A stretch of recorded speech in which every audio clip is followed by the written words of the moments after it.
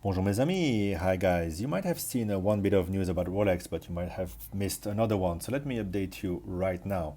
So as you know, Rolex is postponing their 2020 releases. They're not giving up yet on the year like Patek has. So if the situation got better, they could still, release on their website, on YouTube, Instagram, their new stuff like they always do one day ahead of Baselworld.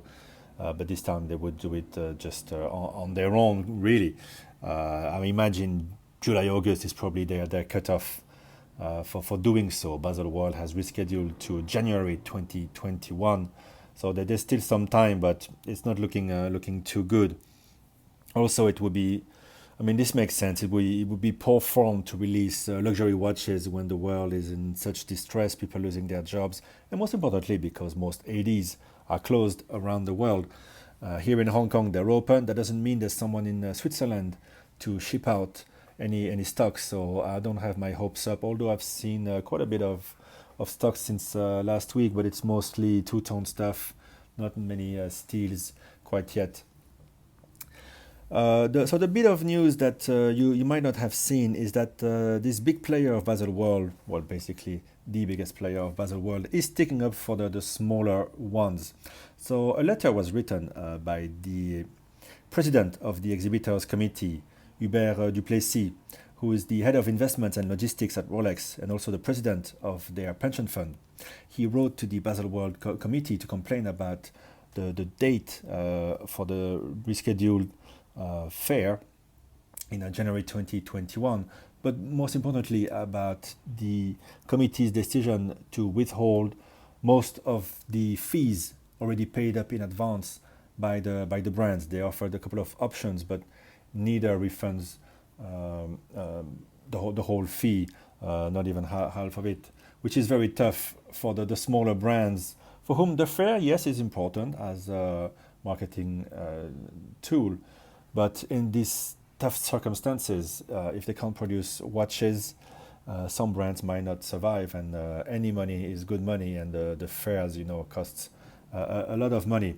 Also, the January date is a bit weird because the plan this year was to have Baselworld at the same time as Watches and Wonders, the old SIHH, to reduce the fee for people traveling to Switzerland, to reduce that cost of traveling twice. That too seems to have gone pear-shaped with this scheduled date in January.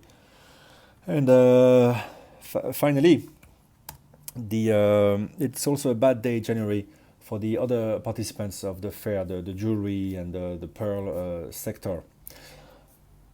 And the letter ended with a bit of a threat there that this could mean the end of Baselworld. Imagine if it's a bit the same thing as when Lucky Strikes in Mad Men threatens to leave Don Draper's agency, and your biggest client threatens to leave. You should take it seriously. But there was a reply, and it was printed in the newspapers in Switzerland from the committee's president. They say that Baselworld lost money in 2019. They can't afford to repay the fees, otherwise it would be the end indeed. So rolling over the fees to the next possible date is the best thing to do for them. And regarding that date, they say that in 2022 they will try again to coordinate with Watches and Wonders. So yeah, things are heating up over there in Switzerland. It's a tough situation. I can imagine it's not easy for the smaller brands and their staff. Probably they don't know how they're going to pay them if this crisis keeps on going. But let's hope for the best. These were the news I wanted to share with you. Today I've been working from home, well, mostly watching the kids. Thankfully, work is not too busy. And I'm exhausted, looking forward to go back to the office, I have to say. All right, guys, take care. Bye-bye.